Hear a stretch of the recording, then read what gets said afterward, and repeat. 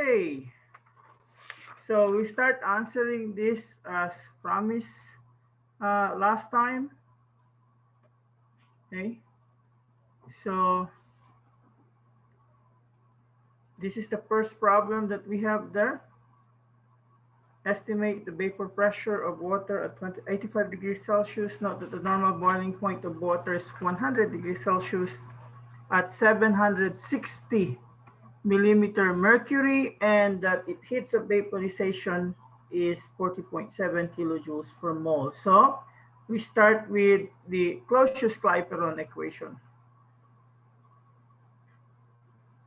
So we can have it like ln P2 P1 equals to heat of vaporization over R. And then this is the one that you need to be careful. So if you have P2 P1 there, so this is T1 minus T2. So we want to put P2. So I can just put it like this. So this is 760 millimeter mercury. And then you given there 40.7 kilojoules per mole. And this is 8.314 joules k mole. Now you will see this is joules, this is kilojoules. So you have to multiply this by 1,000. And then the temperature you're going to convert in Kelvin. So T1 will be 100. So this is equals to 1 divided by 373 minus 1 of 85. So that's 358.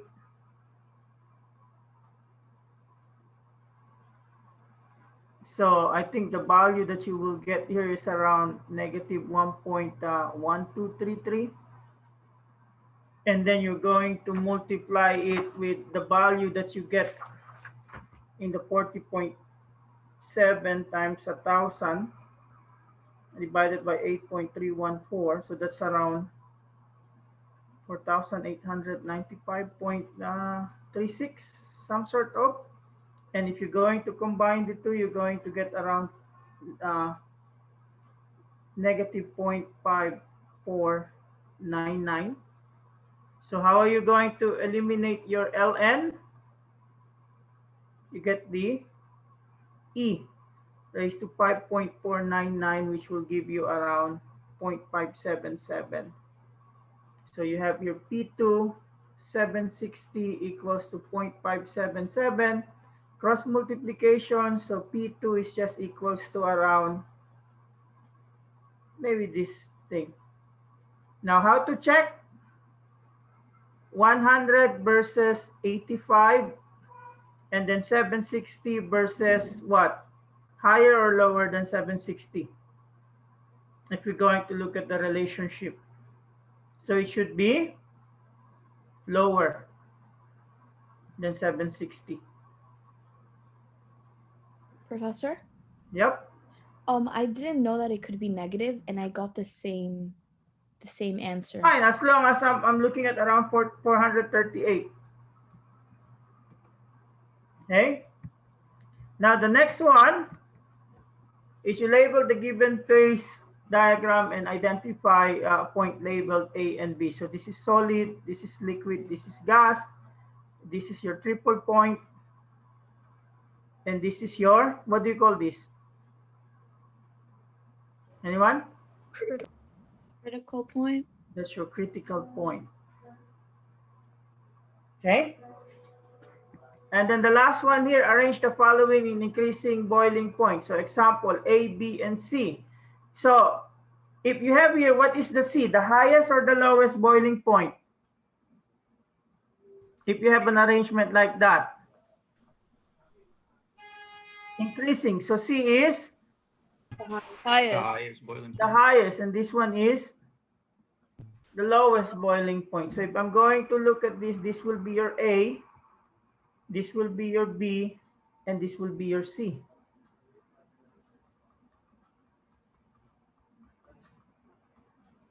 Question, why is it like that?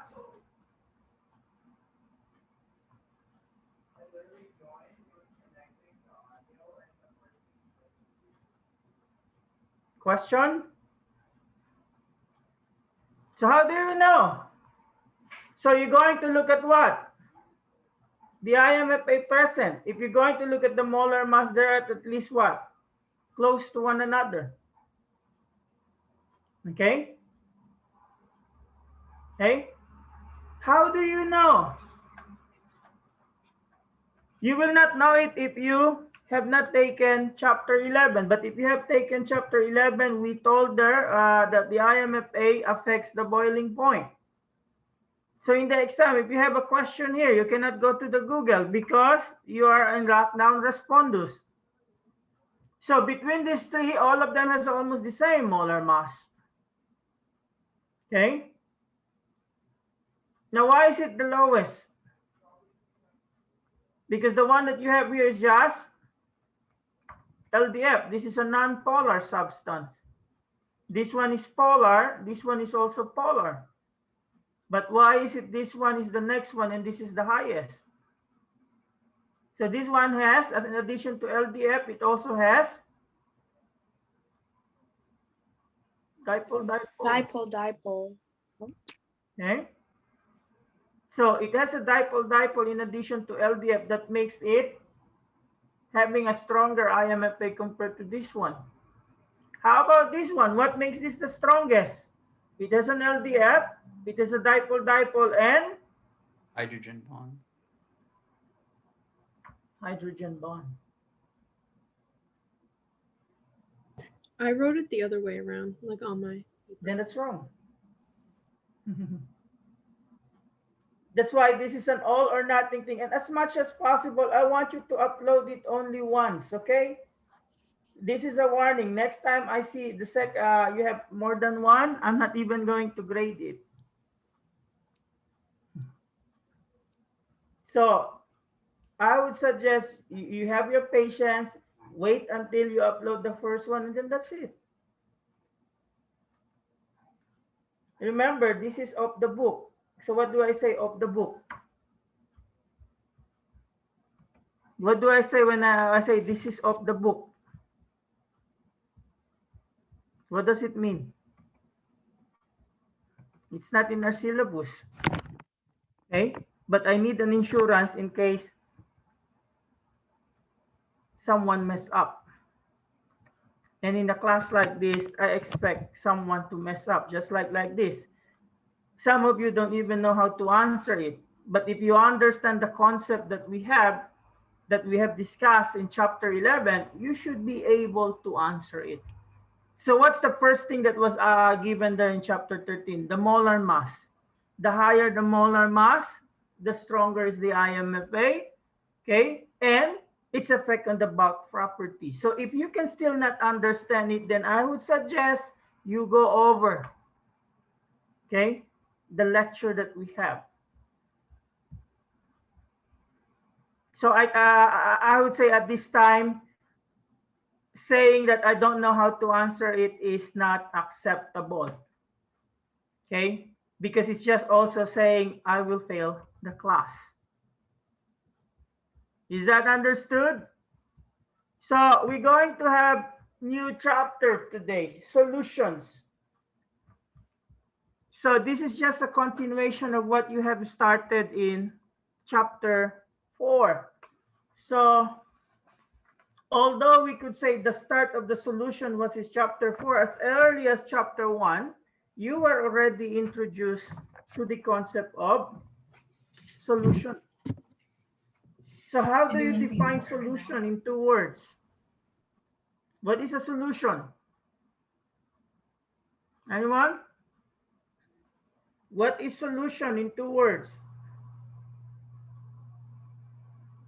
Huh? Solution in 2 words is what? You might say solute and solvent, but that's not how it is. How do you say solution in 2 words? If you go back to your Gen Chem, solution is? Homogeneous mixture. A homogeneous mixture. Is that 2 words? So what is a mixture? As you define it in Gen Chem 1, a mixture is made up of what? 2 or more Substances. that are physically mixed, that are of variable composition. Okay? So if it's a homogeneous mixture, one of the example that you have there is solution, because a mixture can be homogeneous when you only observe one phase, or it can be a heterogeneous when you can observe two phases or two or more phases. So if you're going to look at the solution, if you're going to look around us, I think it's made up of solution. And it said it's made up of what? Two parts, the solute and the solvent. And how do you differentiate the two? The solute is the one that is present in smaller amount. The solvent is the one that is present in greater amount. Okay? Now, solution is not all water having as your solvent. Solution can be made up of what? A solid solute and a solid solvent. An example of these are the alloys, the metal mixture, like the alloys, the solder, the bronze. Okay? A solution can be made up of what? Gas that is dissolved in solid. Just like what hydrogen gas do in some metals for them to become catalysts. You can also have a solute that is a solid that you dissolve in liquid. I think that's the most common thing, like salt solution, sugar solution. But as I have told you, you can have a solution wherein you have a solute here and a solvent here. So you can have a gas solute and a gas solvent. Example of that is what? Your air. Okay? You can have a gas solute with a liquid solvent. What's the example of that? Anyone?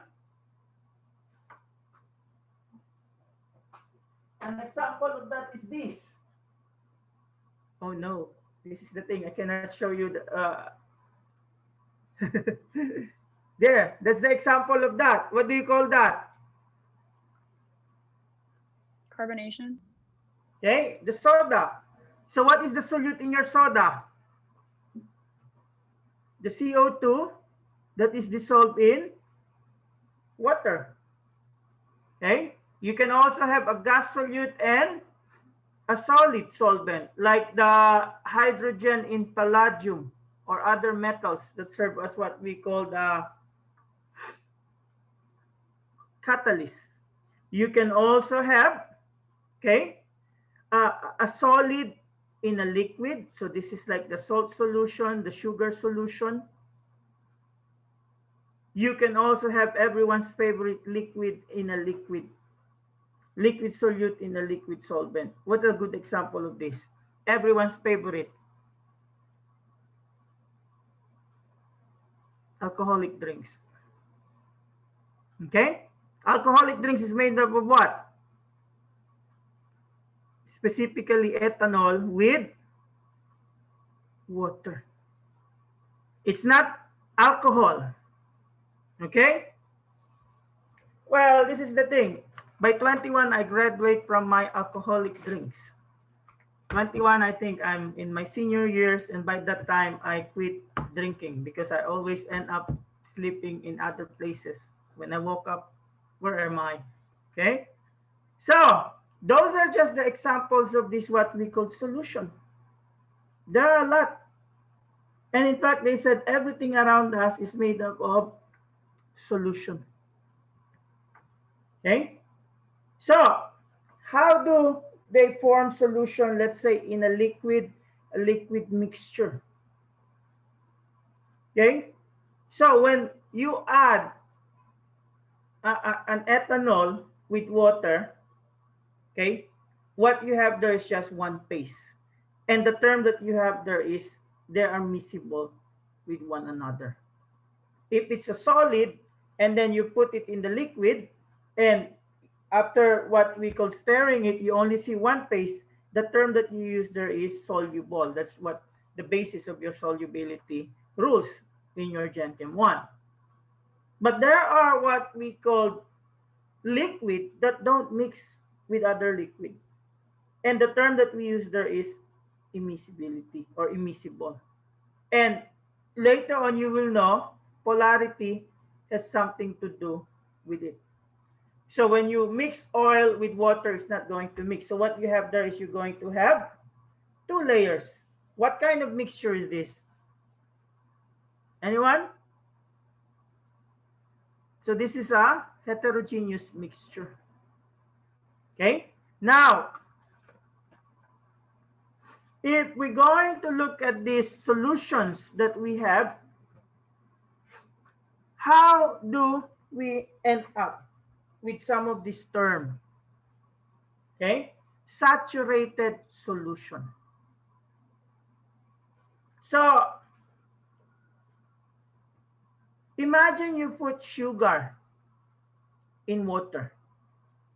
So what you're going to do, you keep adding sugar, and then what happened? After you stir it, all of the sugar dissolve. And then you add more, what happened? There will come a time that whatever you do, the sugar will remain undissolved. So what does it mean? Okay? When you add enough sugar to the point that you see it doesn't dissolve, what really happening there is you have a dynamic system. Okay? You already reached there the point wherein the solubility of the solute reach the threshold. So in that case, you have the so-called saturated solution. Now, again, look at that term here. Saturated solution is an equilibrium. So there's the term again. Okay? So there's the term again, equilibrium. So whenever we say equilibrium, there is always what? Two opposing process. Now the question now is, what are these two opposing process? So those two opposing process is what we call the dissolution. So the dissolution is just the solid dissolving and going to the liquid phase. And the other one is, what do you think the other term? What's the other process that you have? Recrystallization. Okay? So whenever you reach the saturated condition, so this is a equilibrium system. Just like when you measure the vapor pressure through the process of vaporization and condensation. Now here, when you reach a saturated solution, the rate of dissolution is equals to the rate of recrystallization. So that was it. What does it mean? The rate at which the solute leaves the solid state. So that is your dissolution equals the rate at which the solute returns to the solid state, and that is your what we call recrystallization. Now you may ask yourself, what's the comparison? What's the point wherein you reach this saturated solution? Okay, it's the solubility. So this is not new to you. In your Gen Chem 1, you have the so-called solubility rules.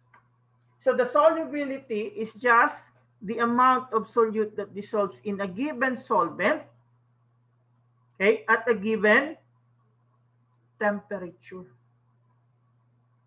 Okay, so what does it mean? So each solid component or solid material that we have, they have measured the solubility of it, let's say in water. And at a given temperature, they were able to find how much of that solute will dissolve in a particular amount of solvent. And usually, okay, at different temperature, this amount differ.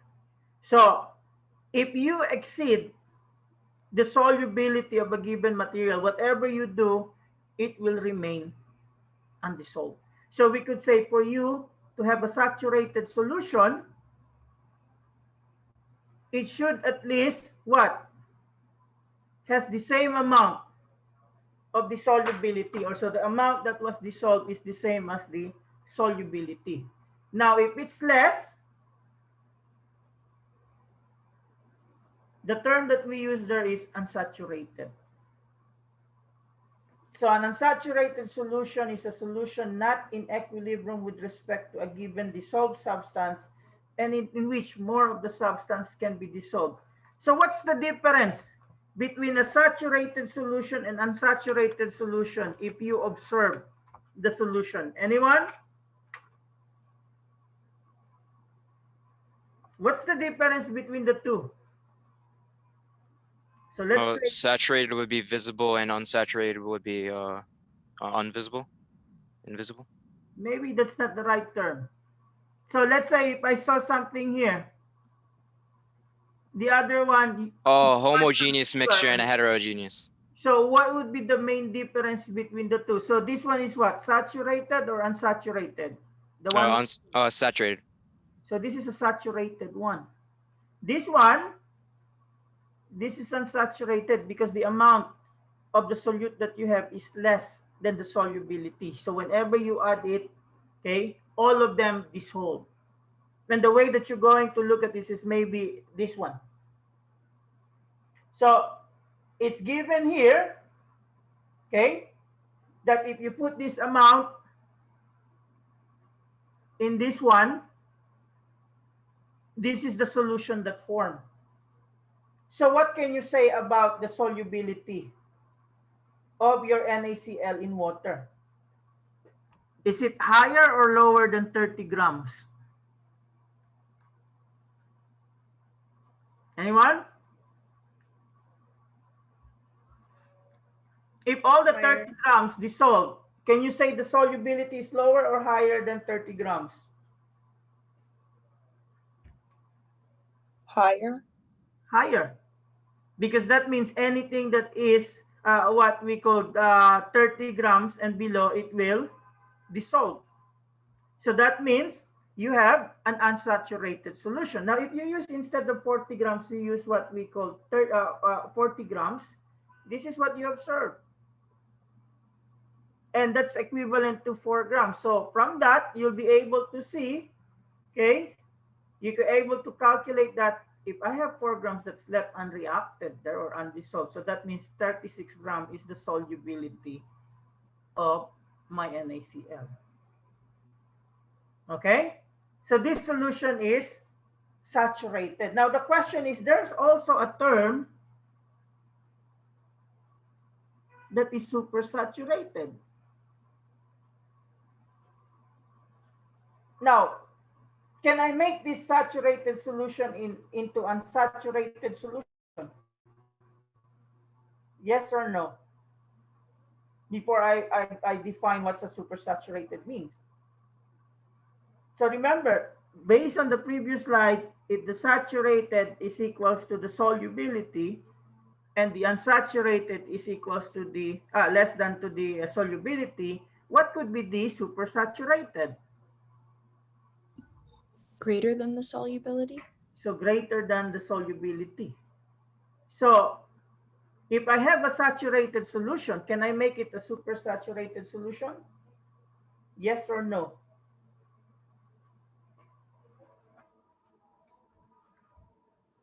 Can a saturated solution become supersaturated solution? The answer is yes. Yes. Now the next question is how? How are we going to make it into a supersaturated solution? What do I need to make these 4 grams dissolve? Would it be heat? Okay, you're going to apply heat. Make cool it. Okay, so when you apply heat, what will happen? The temperature will increase. Now, that's not the supersaturated condition. The supersaturated condition is when you increase the temperature, all the 4 grams will dissolve. So what you're going to do, you have to put it back to its original temperature, because that's the only time you could say that the amount of solute that you dissolve is higher than the solubility. Remember, solubility depends on temperature. So you expect the solubility to increase, okay, at increasing temperature. Now, how can you say you have a supersaturated solution? You put it back, okay, to the temperature where this is saturated solution is. Now, the only difference by that time, you don't see the 4 grams because it was dissolved at higher temperature. And if you have a supersaturated solution, this is a solution that contains more dissolved substance than the saturated solution does. So this occurs when a solution is prepared at a higher temperature and then slowly cooled.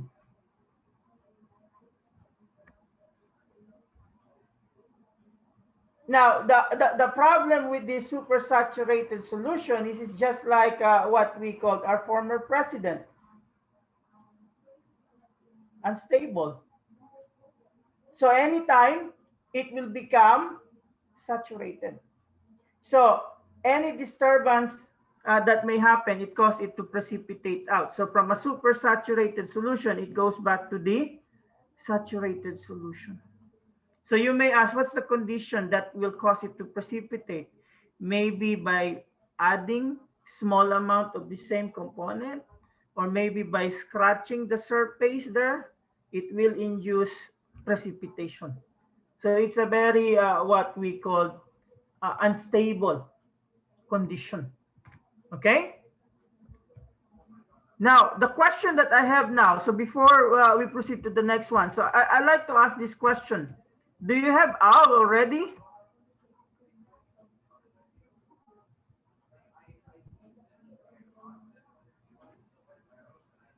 Because as of now, you should have. Because the deadline is already on Tuesday.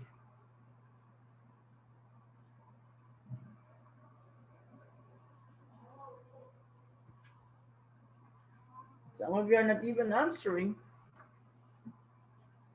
80%. So what does it mean? The 20% don't have OWL yet? So remember, OWL is how many percent of your total grade? 30. How many percent is OWL? Isn't it 30? No. Is it 20? Okay.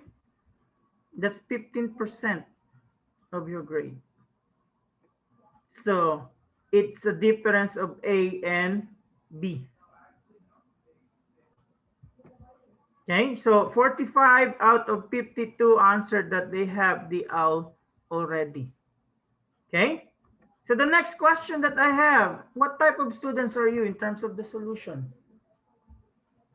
So maybe, are you a unsaturated student, a saturated student, a supersaturated student, or an immiscible solution student?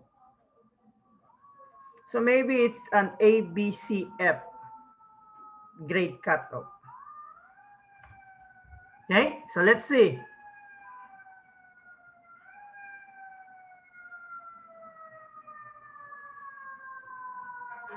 Oh my God. So those who put immiscible solution, you're candidate for F. Because that means that you don't understand anything. You are the solute and I am the solvent.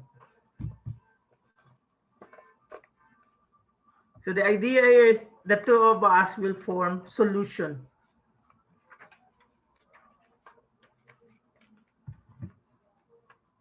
So I want my students to be at least what? A saturated solution.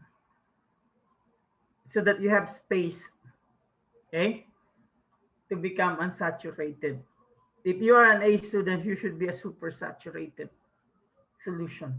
So what does it mean?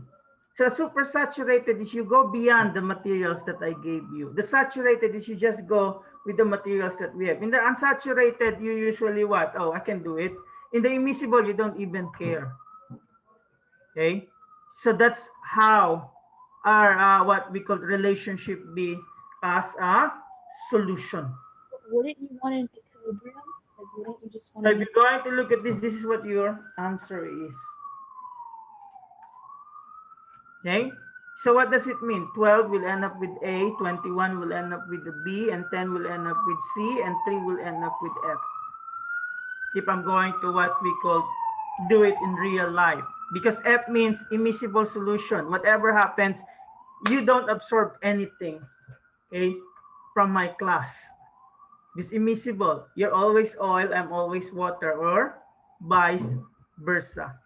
Okay, so let's go to how solution form. So if you're going to look at they said the solubility can be understood in terms of two factors. The natural tendency towards disorder favors dissolution, and the relative force between and within species must be considered. So what does it mean? So if you have stronger forces within solute species, it opposes dissolving. And if you have stronger forces between species, it favors dissolving. So try to look at the interaction here. So you have a solute-solute and a solvent-solvent interaction. So what do you need for a solution to form? You need to break that interaction, and what you form is a solute-solvent interaction. Because if you're not going to overcome the forces that hold the solute and the solvent, then you will have an immiscible solution. So what does this mean is the solute-solvent interaction should be stronger than the one that hold the solute together and the one that hold the solvent-solvent together. Okay? So one way you can look at this thing, if you're going to look at the energy here, so this is what? Solute-solute interaction, solvent-solvent interaction, and solute-solvent interaction. So you can assign delta H on that. So delta H1, delta H2, delta H3. Okay? So what happened? What should be delta H1? Will it always be positive? Or it can be negative? What do you need to break the solute-solute and the solvent-solvent interaction? Do you need energy or do you release energy? Anyone? Would it be energy? Okay. So what will be delta H? Will it be positive or negative?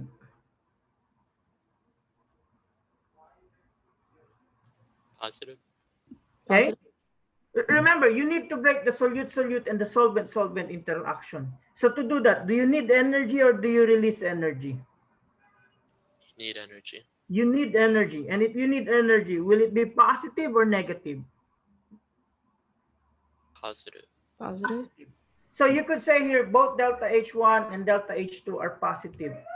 How about delta H3? When solvent-solute form or interacts, okay, it can be an endothermic or it can be an exothermic process. And if you're going to add this together, what do you get? What's the delta H that you have there? The delta H of what? Anyone? So when you look at the interaction of the solute-solute and the solvent-solvent with the solute and solvent interaction, what is the total delta H for that? What do you form when this happens? You form the solution. Now, the delta H of solution can either be positive or negative depending on this one. I will explain that to you in the later slide. Okay, but the reason why it can be extra or an endo, it depends on what's the interaction that happened between solute and solvent Does it require energy or it release energy?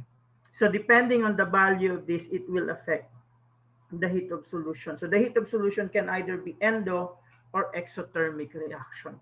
But we'll stick in this what we call solubility. So if we're going to look at this, somebody put this line. I'm just going to stop the share and then share it again.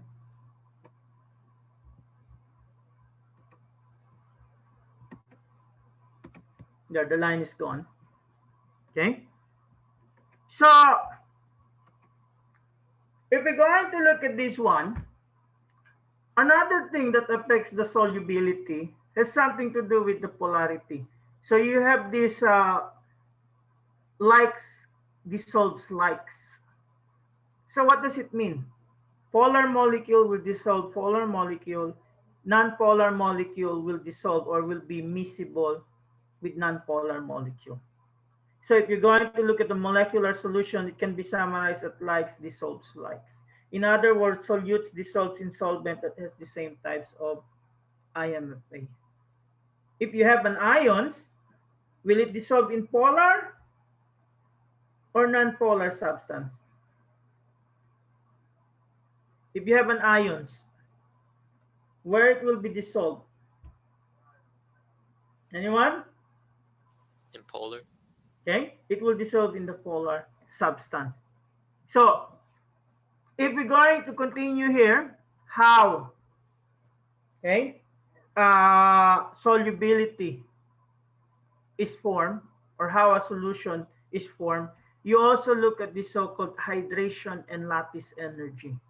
One has something to do with its ability to separate and be hydrated. The other one is the ability to be together, the positive and the negative charge. So one will separate the charges, the other one will keep them together. So they said here, a stronger ion dipole force between the ion and the solvent, which is your hydration energy, favors dissolution. But a stronger force between ions, okay, that is lattice energy, will oppose dissolving. So the idea that you have here, if you put an ions or a salt in water, this one should be favorable compared to this one. So it's only happen if you have a polar molecule. If you have a non-polar molecule, this will be the one that will be favored. Because in the non-polar molecule, you don't have a dipole there. In a polar molecule, you have a dipole there. And sometimes the dipole is enough to separate the positive and the ionic charge. So we might call this hydration because this is specific for what? Water as solvent. But if you're going to look at the overall term for this, you call it solvation. Okay? Hydration if water is specifically the solvent. So if you're going to look at this, the force of attraction between water and both the cation and an ion illustrated here. So the lithium ion will be attracted to the partially negative end of water. The fluoride ion or the anion will be attractive to the partially positive charge. So if you're going to look at how the salt is being dissolved in water, this is really what is happening. What it does is the water, okay, the dipole system in the water will act with the ions that you have in the solid. And I don't know if you can understand this as the basis that the one that has large amount, lower surface area, dissolved at a slower rate compared to the one that is in powdered form that has a larger or higher surface area. Okay, so here is how water hydrate or dissolve the given ion. So questions so far with regards on the terms that you use here and the solubility on how a solution is formed before we go on the effect of solubility or the effect of temperature on solubility. So if we're going to look at the effect of the temperature on solubility in general, solubility depends on temperature. Okay? They put it in general because if you're going to observe some materials, like cesium selenate here, as you increase the temperature, the solubility decrease. Some materials like NaCl, whatever the temperature, is the same. But in general, okay, solubility depends on your temperature, like KNO3, copper sulfate. So what does it mean? As you increase the temperature, more solids will dissolve. Okay? Now, you may ask yourself, why is it that some solid, okay, don't have a direct relationship with solubility? So it has something to do with what we have discussed earlier, the delta H of the solution. So in most cases, we could say solubility increase with increasing temperature. But for a number of compounds, solubility decrease with increasing temperature. And this, the difference is explained by the heat of solutions. What did I say? It can be exothermic or endothermic. Okay? So what do you know about exo and endo? To my 111 student. What's the For exothermic, you release energy, and for endo, you store. Huh? For exothermic, you release energy, and for endothermic, you store energy. Okay. Okay. So when you have an endothermic reaction, okay, your system would absorb energy. And the way I ask you to remember is what? Enter. The energy enter the system. For an exothermic reaction, okay, the system release energy, or the way I ask you to remember is the heat exit the system. So if we're going to explain the thing why the delta heat of solution is endothermic and exothermic, this is the slides that tells us. When the dissolving absorbs heat, which is endothermic, the temperature of the solution decreases as the solute dissolves. And in this case, the solubility will increase as temperature increases. But, okay, so this is when the delta H is positive. But when the delta H of the solution is negative or exothermic, the temperature of the solution increases as the solute dissolves. And here, the solubility will decrease as temperature increases. And what's the what we call everyday application for this concept? Maybe you're familiar with the so-called hot packs and cold packs. What do you do when you use the ice pack? What do you do? You crush them together, right? By crushing them together, you're dissolving whatever materials that you have there. And when that material dissolves, okay, sometimes you have an exothermic solution and sometimes you have an endothermic solution. So if you have a hot pack, okay, the temperature here will increase. If you have a cold pack, the temperature here would increase. So that's the applications that we have in terms of the effect of temperature on solubility. Okay. Now we can also look at how about the effect of pressure on solubility.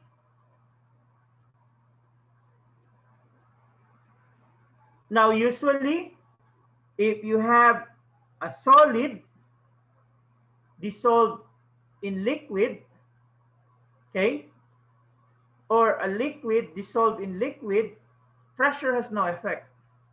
But if you have a gas that dissolves in liquid, the pressure would affect the solubility. Okay? So remember how pressure is? So let's say this is what? Your solution and you have some gases there. So what do you do if you increase the pressure? you're going to push this one. So by pushing this one, there will be less volume. You're forcing some of the gas materials to be dissolved in the liquid. How do you think the soda was mixed with, or how do you think the CO2 was mixed in the soda? Anyone? What happened if you shake what we call a closed material and then you open it right away? Some gases escape, right? Because the way they were what we call dissolved, the way carbon dioxide was dissolved in the soda is they were what we call dissolved there, as the name of the song said, under pressure. You put pressure there. You increase the pressure there, you force the gas molecules to dissolve. And Henry's law, that's another natural law for gas, describes the effect of pressure on the gas solubility. So it says here, the solubility of the gas in a liquid is directly proportional to the partial pressure of the gas about the solution. So all you have this expression. In some book, they call it like this. So this is the solubility, this is the pressure, and this is the Henry's constant for a particular gas. So if this is a constant, you can put it like this, right? And if you have what we call same kind of gas, that means you can put a relationship like this one. So remember the gas laws? It's still like this one. Remember the Boyle's law, the Charles law. Okay, you can still apply the Henry's law here, but Henry's law would look at the pressure effect on the solubility. So if you're going to look at photo on how the solubility affects the pressure, this is a very good illustration. So in general, pressure has little or no effect on the solubility of solids or liquids in water, but the solubility of gas increases as pressure increases. Okay, so you have here, so what happened? When you increase the pressure, you lower the volume here, this one. So you're forcing the CO2 to be dissolved in the material. So how are we going to solve problem like this if ever?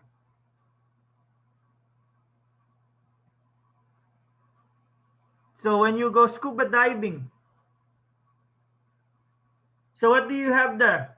You need some oxygen. So usually what you have is a mixture of helium and oxygen that sometimes used as breathing gas in deep sea diving.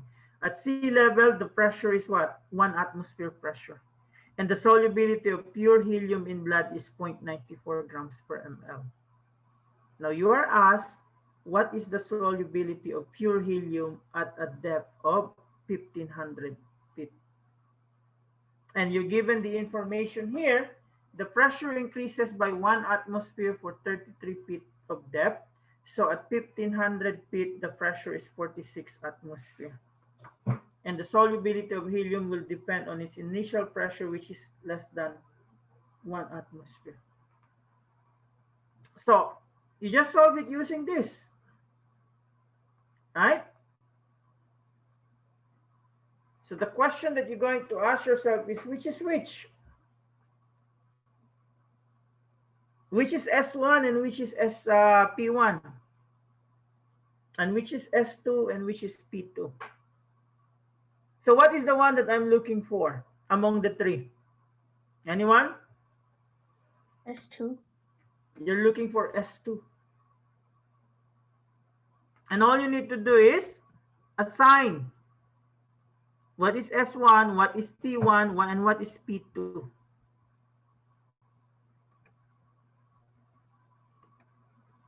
So what is S1? Can we say it is this one? 0.94? Yes. And that is for every 1 atmosphere. And then we don't have S2, but we have the 33 feet is what we call equals to 46 atmosphere. Now the question, can we predict what is S2? Will it be higher or lower than S1? Lower? Look at the relationship that they have. Higher. Try to imagine when you go deep down, or as one of the songs said, under the sea, under the sea.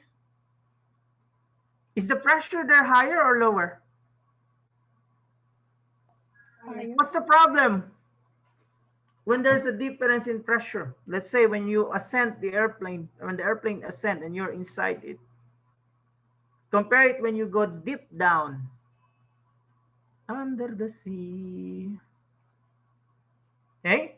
So usually as you go deep down the ocean, the pressure increases. And sometimes it can busted your eardrum. Okay? So that means your S2 should be higher. What does the Henry's law statement? As the pressure increases, the solubility also increases. Okay? So what will be the answer here? So the atmosphere and the atmosphere, they will just cancel out, because if you're going to have this one, so it will be what? 0.94 times 46 divided by 1. Right? And that is the answer.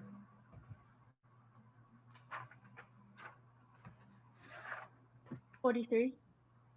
So the answer would be 43.24. 43.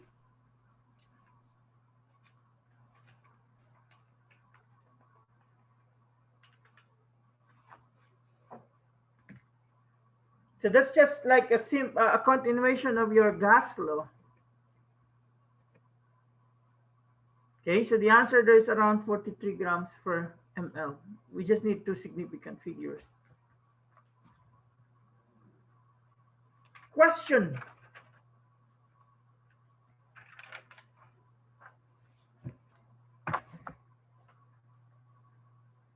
Now, we talk about here the effect of what we call pressure on solubility. Let's have another everyday example of this one. Are you fond of going to mountain?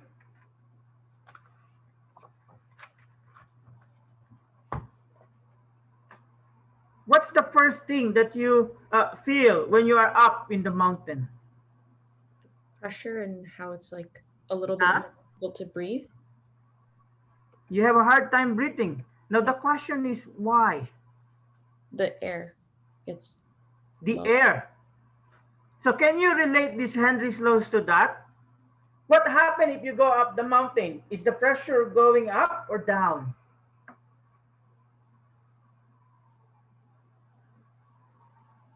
Okay, so when you go up the mountain, the pressure is down.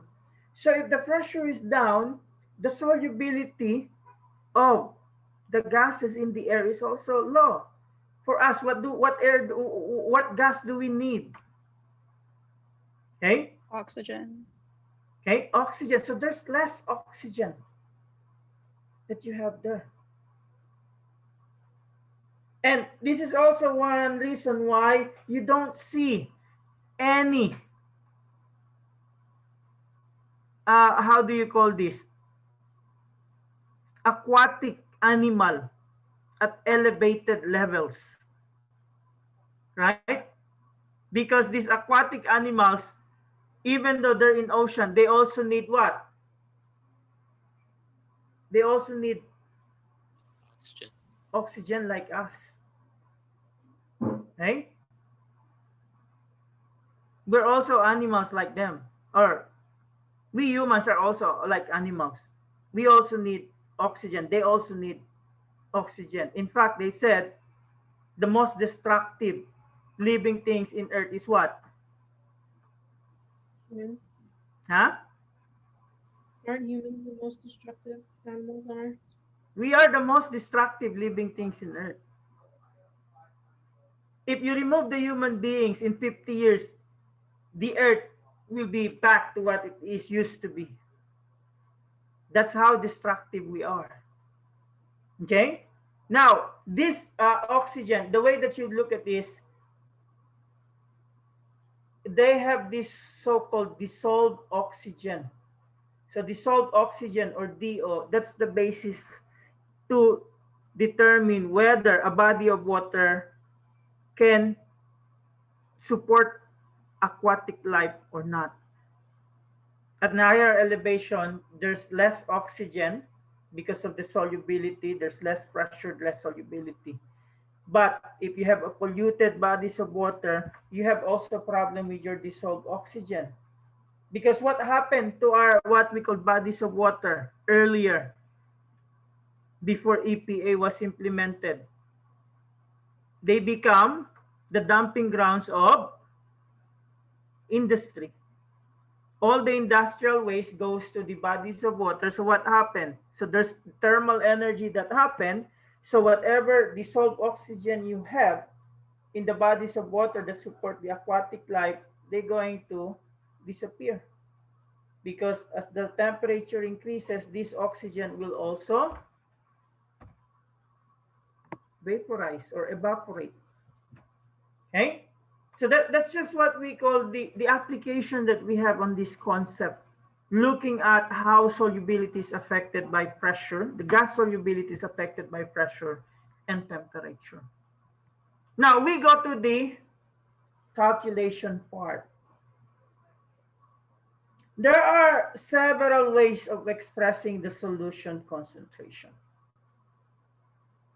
In Gen Chem 1, you learn about the big M, right?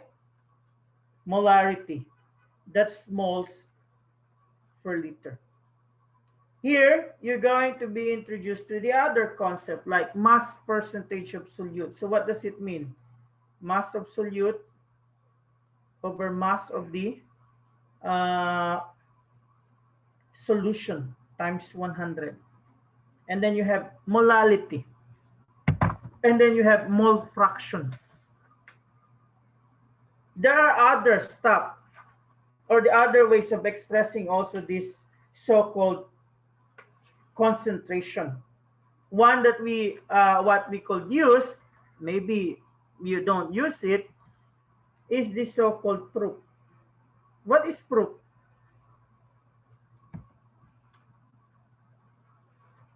Those who are over 21 can answer this question. What is proof? Anyone? Proof is what? High concentrated alcohol. Is it really how it's being defined like that? Isn't it like the percent of like Proof is just, we could say, a way to determine the percentage of alcohol. How do you define proof?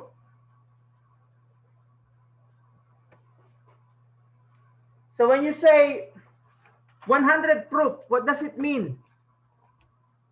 It's 100% alcohol. I think it's just percentage times 2, right? So what's the typical drinks? Well, how many proof is the typical drink?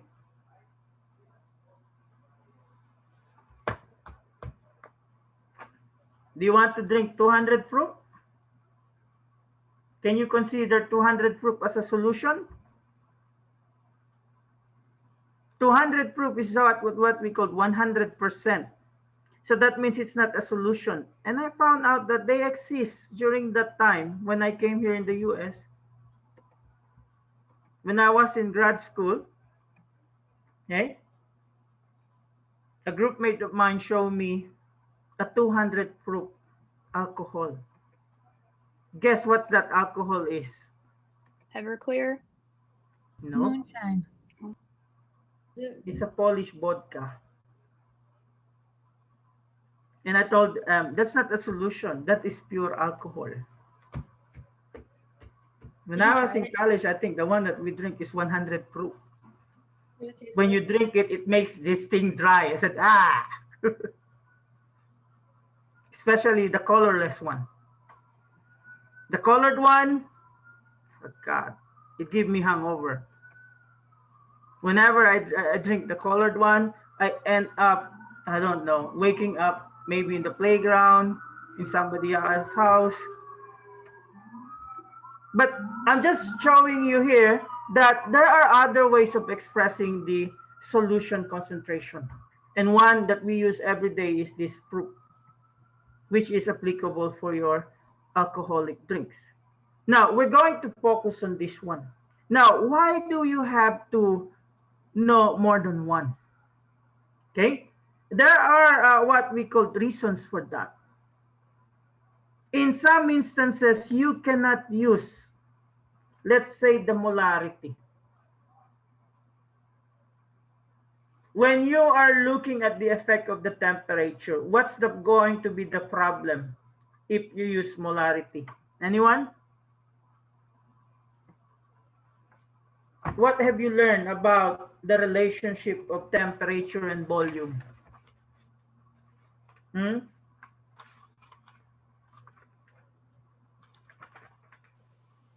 Anyone? They contrast each other, or like. So usually as the temperature increases, the volume also increases. So molarity is not a good way of using in situation where the temperature increases. And in some instances, like what we call molality, okay, is preferably used. So if we're going to look at the difference between here, molarity is moles of solute per liter solution. So you call it molar, right? And big M. And then you have the percentage. So this is just the mass of solute over the mass of solute plus mass of solvent, or the mass of your solution. And we can have some short calculation that we have here. An experiment calls for 36 grams of a 5% aqueous solution of potassium bromide. Describe how would you make up such solution. So how are you going to solve this problem? So the best way for you to do it is what? So you have 5 grams in 100 gram solution, right? So that means if I have a 36 grams of solution, how much is my KBR? So I can put a gram KBR. So that's the simplest way to do it, a ratio and proportion. Or you could just put 36 grams times 0.5, because you're just looking at 5%. So if you're going to get that, what's the answer that you get? 36 times 0.5 will give me 18. Wait, is it 0.5 or 0.05? I think I have a mistake here. It should be 0.05. 5 divided by 100, I think it's 0.05, right? Yes, 0.05.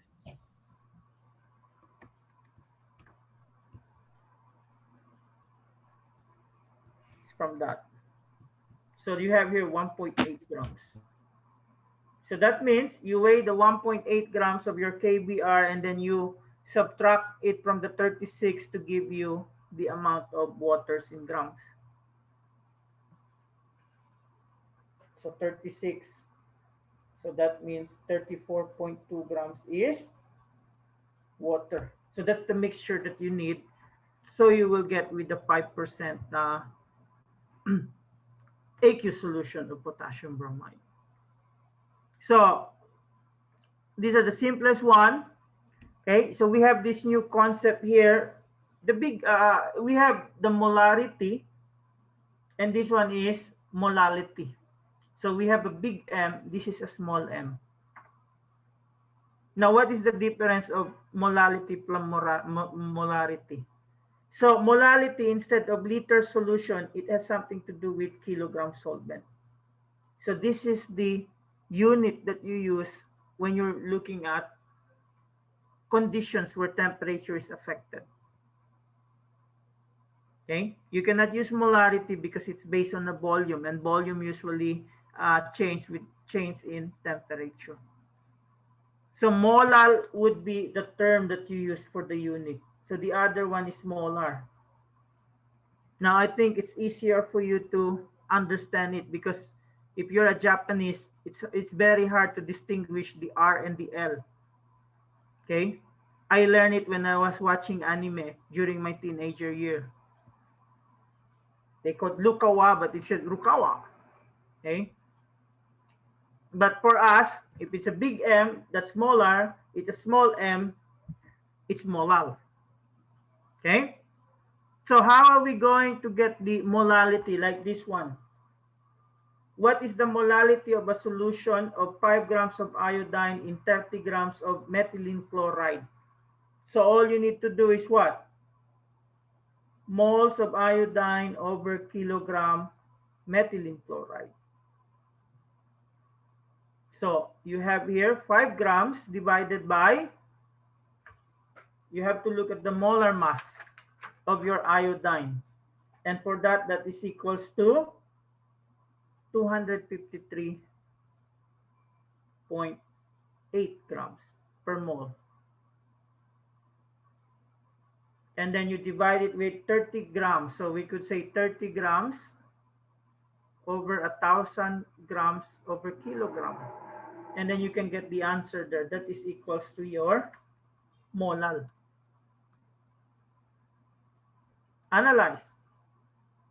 These are still the basic calculations that we have here.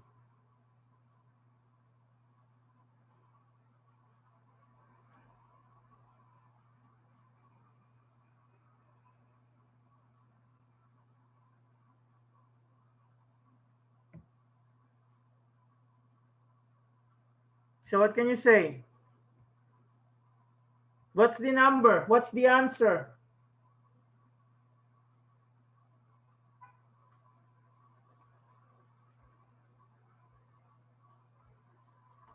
Anyone?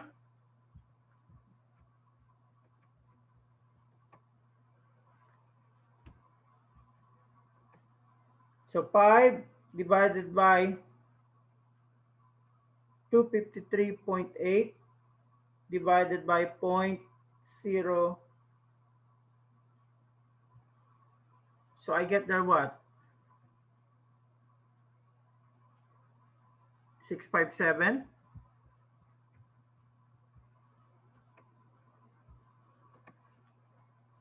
Very good.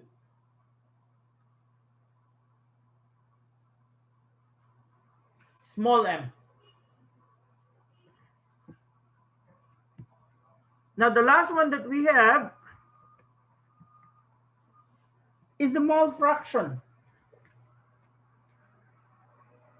Now the mole fraction is just the moles of the component over the total moles of the solution. So the way that you look at this is just like the ratio of fractions of the components that you have. But you're not going to multiply it with 1,000 or 100. Okay? So this is a little bit tedious in terms of calculation. So you have here a solution of iodine in methylene chloride contains 5 grams iodine and 56 grams methylene chloride. What is the mole fraction of each component?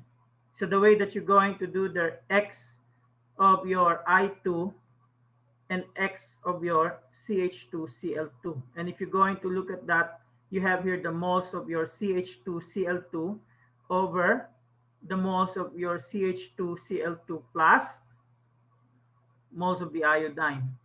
The same thing here, moles of the iodine over the moles of your CH2Cl2 plus moles of the iodine. So the way that you're going to do this is you need to get the moles of each of them. So 5 grams divided by, what's the number that I gave you from the previous answer? 253.8.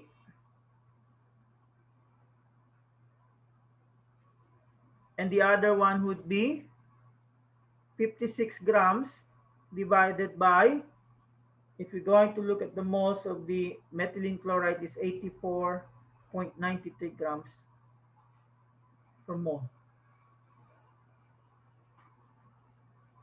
So you get the values of this and this one, you use it here. Okay. And then you get the total moles of the given solution.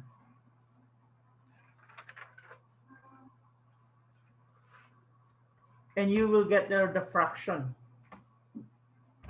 And in theory, if you add those two fractions, the answer should be equals to what?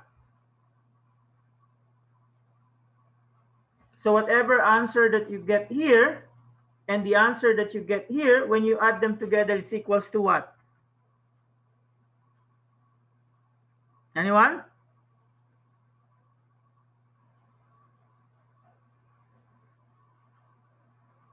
So just to give you an idea, you should get this value and you will get this value, 971.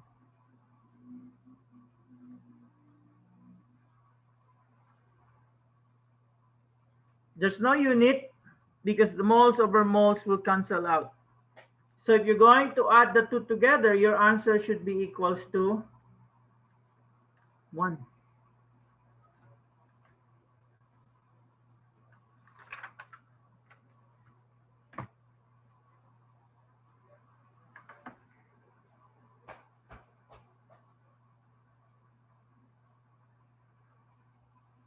Did you get this?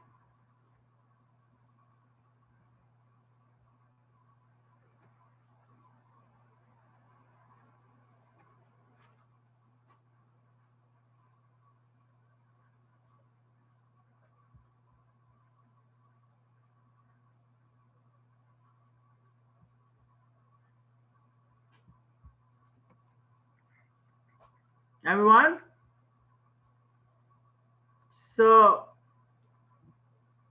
if I'm not mistaken, I will get here around 0.0197, and then I'm going to get here around 0.6594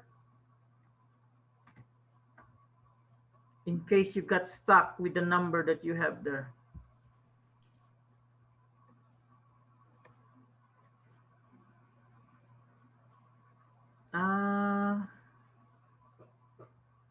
So this 0.1907, you put it here, you put it there.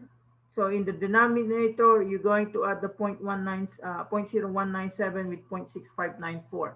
And whatever value that you get there, you're going to use it here, okay? Which we're going to use to divide with your 0.6594.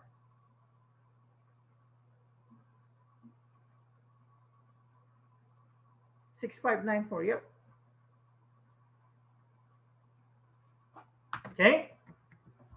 So let's get another problem. So this is an alcohol that we have here. So you have a bottle of bourbon labeled 94 proof.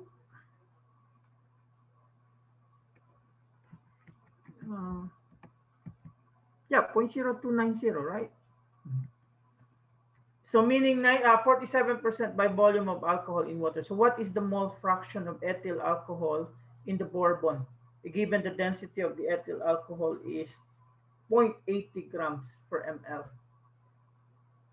So what does this mean? Okay, so we have to assume. So assume we have 1 liter bourbon. So how many ml of alcohol do you have there? What's 47% of 1 liter? Anyone?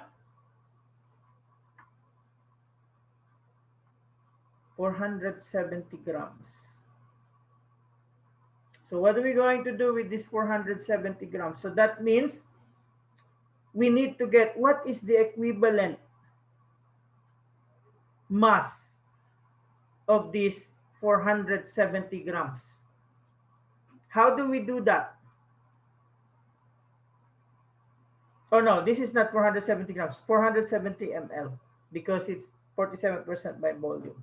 So what we need to do is we'll have to get its corresponding grams. And how do we do that? We use this one, 0.80 grams per ml. So what does it mean? For every 1 ml, you have 0.80 grams of the alcohol. So that means the mass of your alcohol is equals to, what's 470 times 0.8.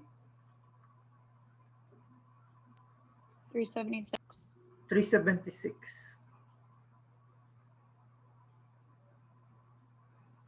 And what do we need to do with this one? Because the one being as a small fraction, so we divide it with, for every 1 mole, the molar mass of alcohol. So we can put it as 46.08.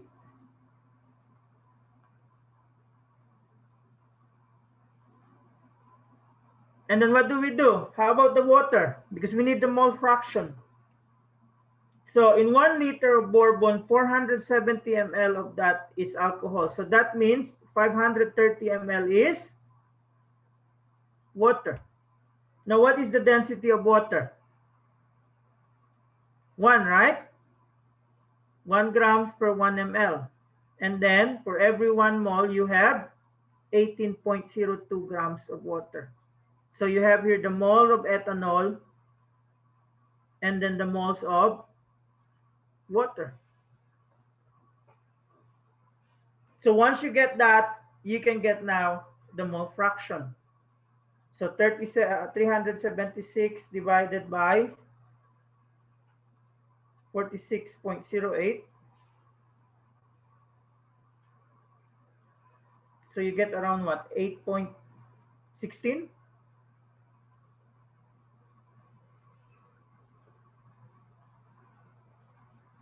And the other one, 530 divided by 18.02, that would be around 29.4, right?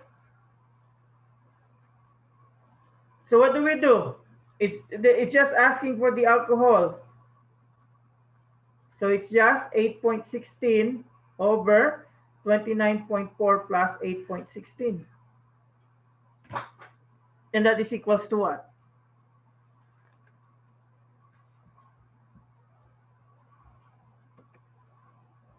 Okay, 0.22.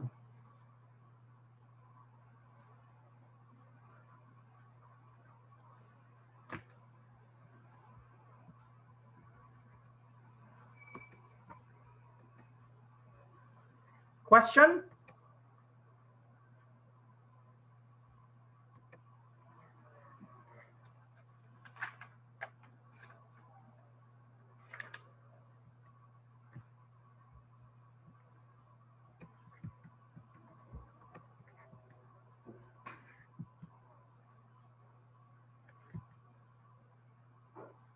I like us to go ahead with this one as the last problem.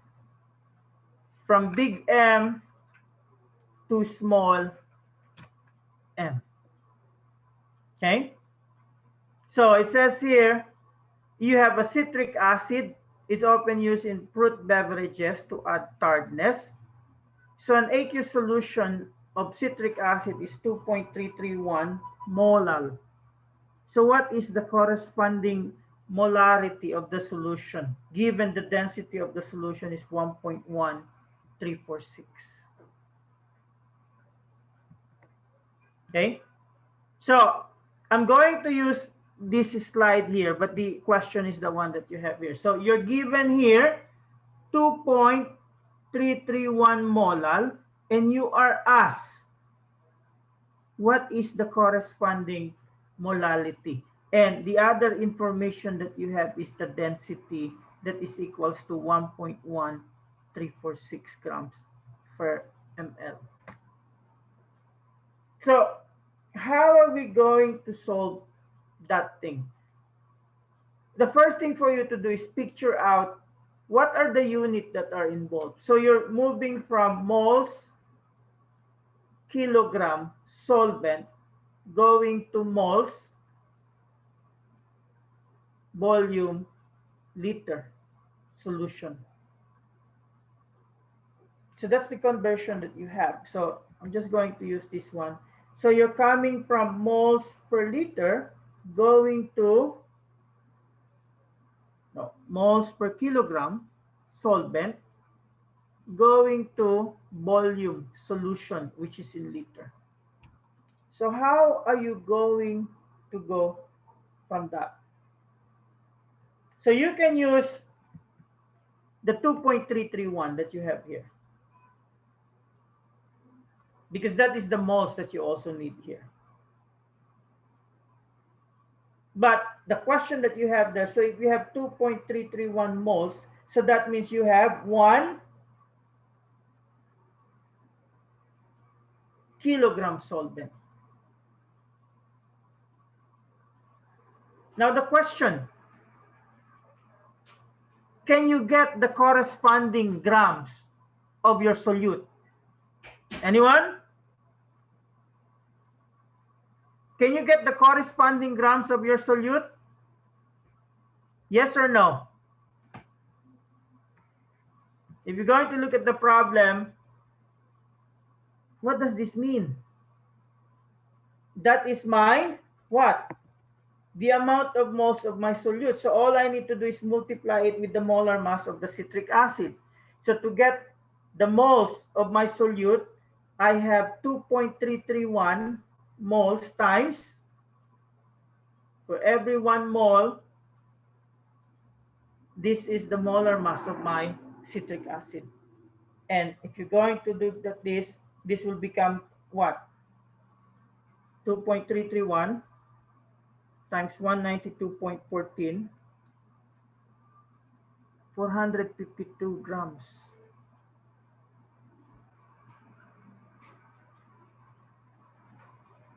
Can you double check my number? No, 447.8.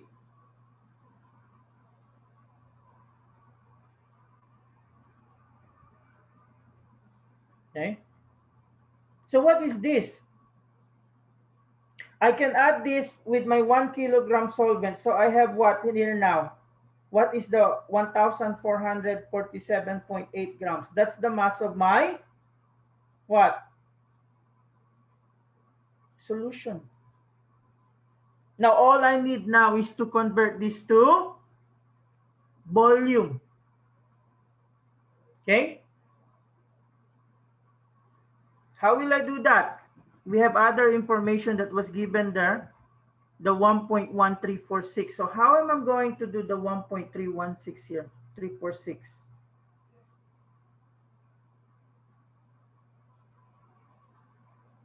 Will I put it up or down? In the numerator or the denominator? Remember, this is grams per ml. But do I do it that this, or I do it like for every 1 ml, I have 1.1346. So I can just cancel out the grams. And then what I'm going to do, since this is in ml, I'm going to divide it with 1,000 ml since I need it converted to be in liters. Does that make sense? And once I do that, I now have the unit for this one, the value for this one. And all I need to do is 2.331 divided by that value. And what is that value?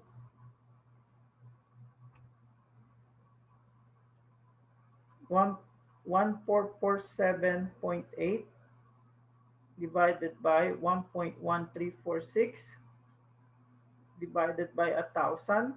So I have here 1.276. And then I'm going to divide it with that 2.331. Professor, I have a question. Okay. Where'd you get the 1447.8? I added the 1 kilogram with the 447. Okay, thank you. 1 kilogram is the solvent, 447 is the what we call solute. So when you add it together, you have what we call the two together. So 2.331 divided by 1.276, I got 1.8. 1.827. The answer is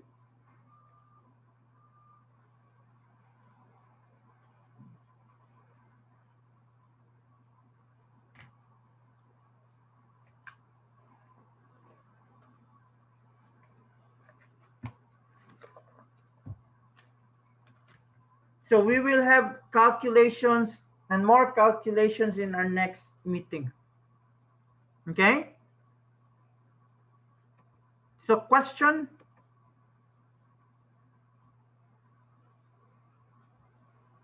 Before we end our class?